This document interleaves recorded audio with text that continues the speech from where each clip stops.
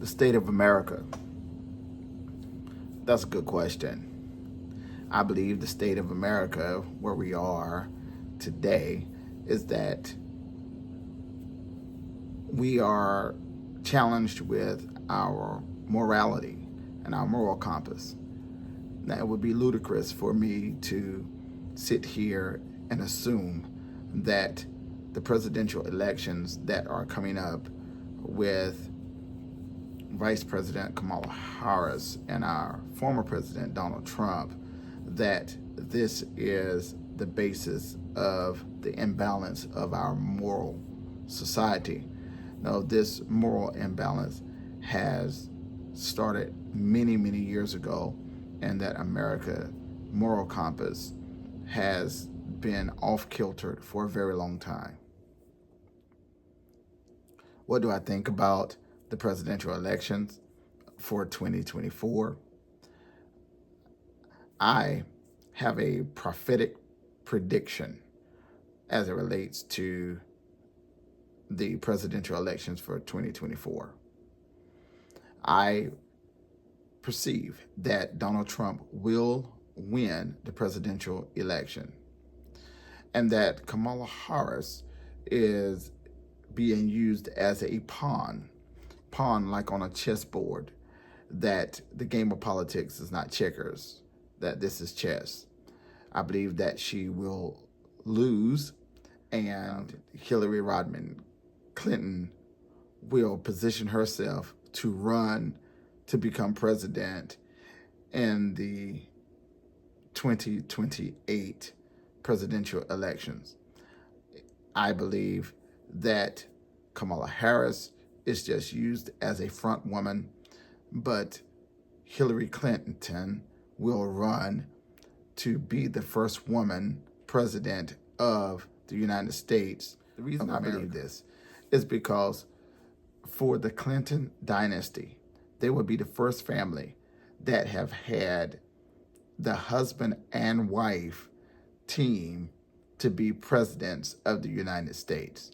I believe that it will rewrite American history, and the question for us is, what will we risk, lose, or what will it cost us for these types of things to happen? I believe that if Donald Trump is in the office for 4 years, that in a 4-year term, he does not have the ability to fulfill his agenda, which is why most presidents, once they are in office, they look for 4 consecutive years and then an additional 4 consecutive years. All right, and that's not Donald Trump's case. He was president for 4 years. Joe Biden was president for 4 years, and then he will come back. Well, in the years that he come back, that will only be cleanup years, but those will not be years where he's able to be democracy. Well, what I sense about democracy is that there are many Americans that are concerned about losing our democracy. Well, the truth is that America operates on 3 branches of government, which is legislative branch, the executive branch, and the judicial branch. Actually, the highest office that we have is our Supreme Court, and that the president is a part of our government, but no one person has the ability to take down our democracy by him or herself.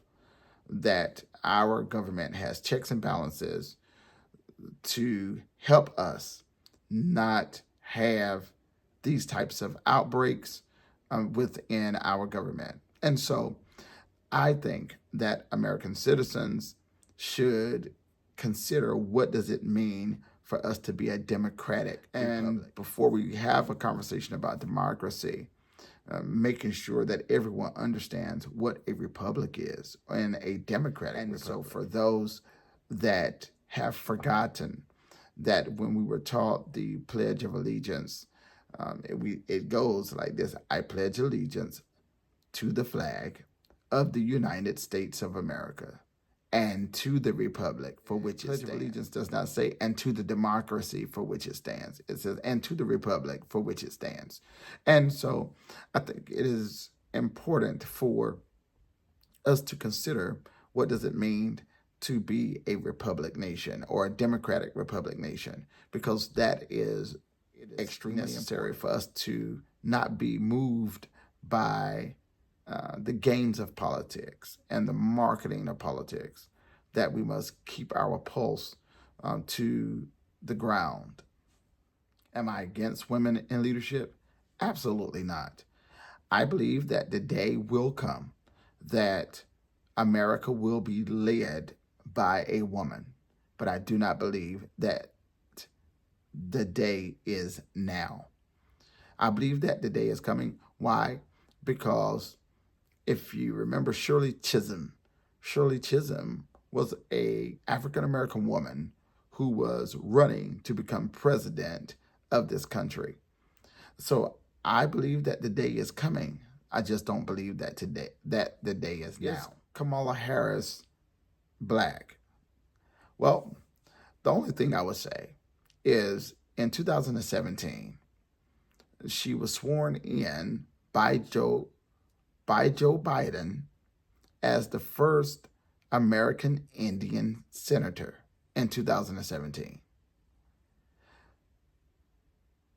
Do we disregard what was done in 2017? It is on C-SPAN. You can go to C-SPAN and watch it. So do we disregard that? Or when she was sworn in as an American Indian, was that a lie? Or was that truth should be given to all people so people can make their best decisions off of the truth and not off of lies being told? However, I do have a response. We are here in America, and the Indians, this was their land.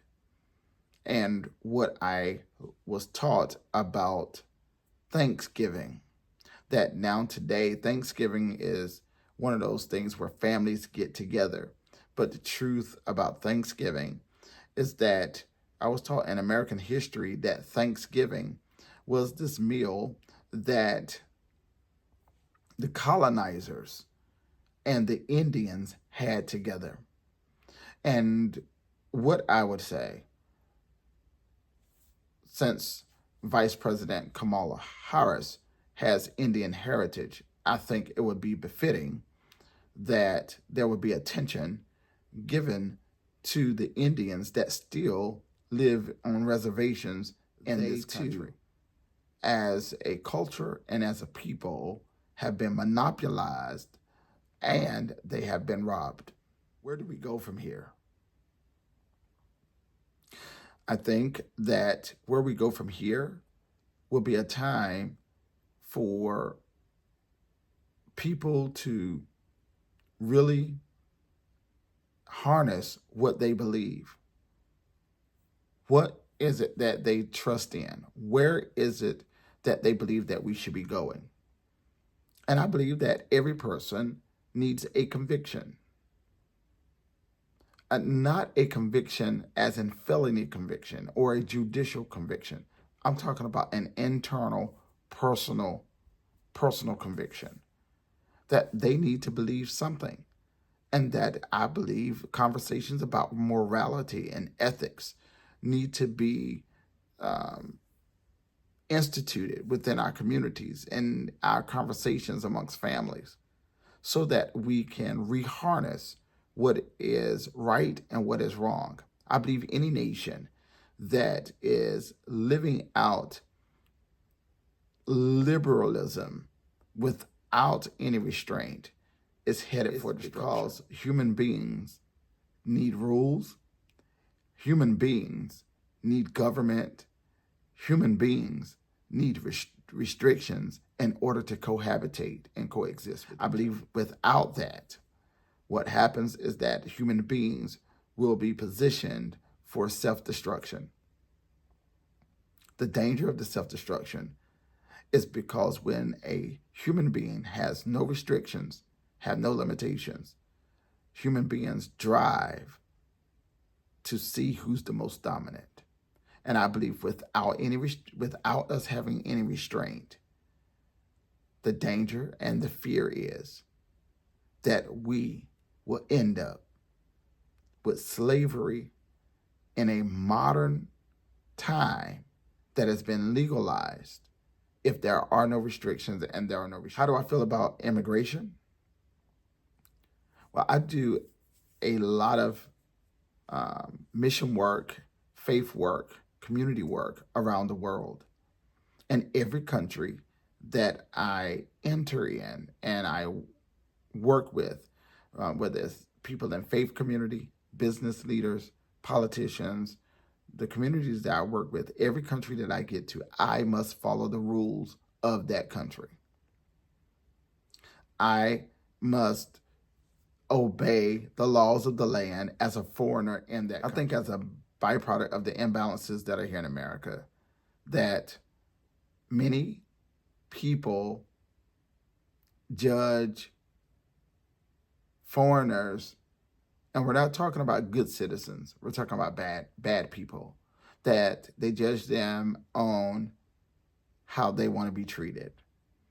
And they do not consider what happens when bad people enter a space where there are no rules or restrictions. I understand that everyone that desires to have a better life deserve an opportunity.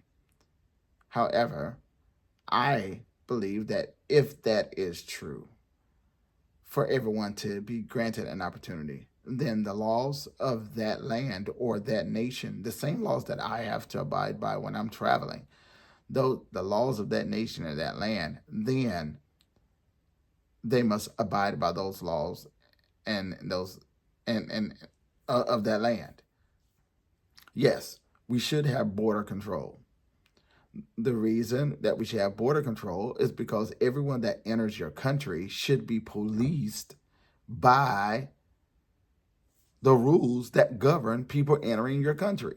I don't think that is harsh. Why? Because every country, when I'm entering a country and I have to have a visa, every country I go to, that is a part of the expectation. So I don't think that is harsh to have rules that govern people entering your country. Donald Trump wins, I think it's going to be great for America on many levels.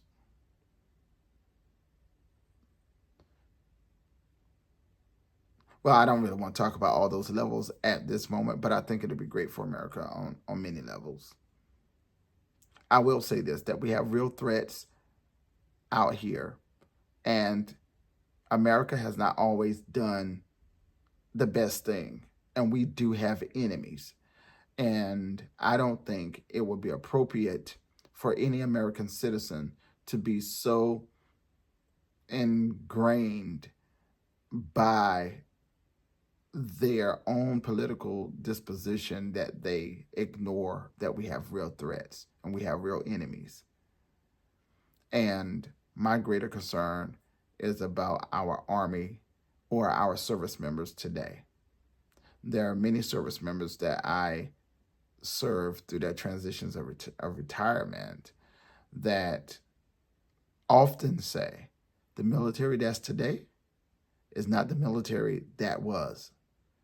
And they don't feel strongly about standing with the service members that are being allowed to carry a weapon and fight on behalf of our country. It is going to be very, very interesting to have people that fight on behalf of a nation that they don't have allegiance to, that they are not patriots of, and that endangers not only the security of your country, but it also endangers the personnel that's trying to secure the country.